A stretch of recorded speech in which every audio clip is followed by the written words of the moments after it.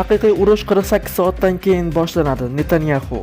Eronliklar hech qachon taslim bo'lmaydilar. Hamas ham oq bayroq ko'tarmagan, deydi Mossadning sobiq rahbari Deni Yatom. Britaniya qiruvchi samolyotlarini Yaqin Sharqqa jo'natmoqda. Isroilda yana ogohlantirish sirenalari chalindi. Isroillik ko'chmanchilar metroda uxlashmoqda.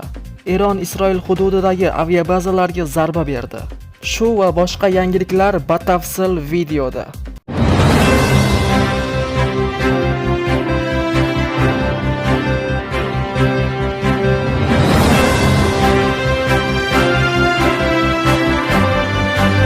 Eron Isroilga ballistik va gipertovushli raketa uchirilgani haqida tasvirlarni e'lon qildi.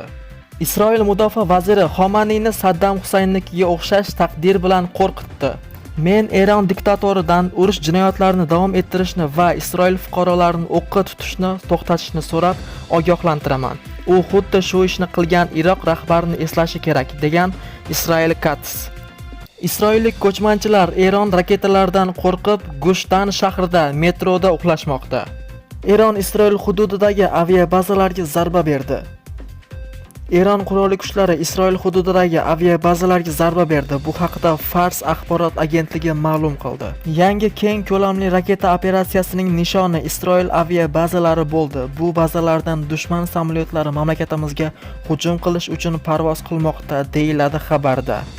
Eron bilan haqiqiy urushga 48 soat qoldi. Hozirgacha tomosha qilgan narsangiz treyler edi, deydi Isroil bosh vaziri Benjamin Netanyahu.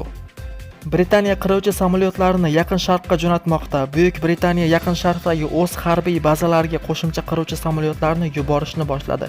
Bu haqda mamlakat mudofaa vaziri Jon Xilli xabar berdi. Ma'lumotlarga ko'ra, samolyotlarning birinchi guruhi allaqachon belgilangan joyga yetib borgan. Isroilda yana bir bor havo hujumidan ogohlantirish sirenalari yangradi.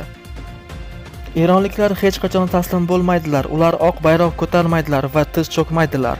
Hatto Hamas guruhi ham oq bayroq ko'tarmagan, deydi Mossadning sobiq rahbari Deni Yatom.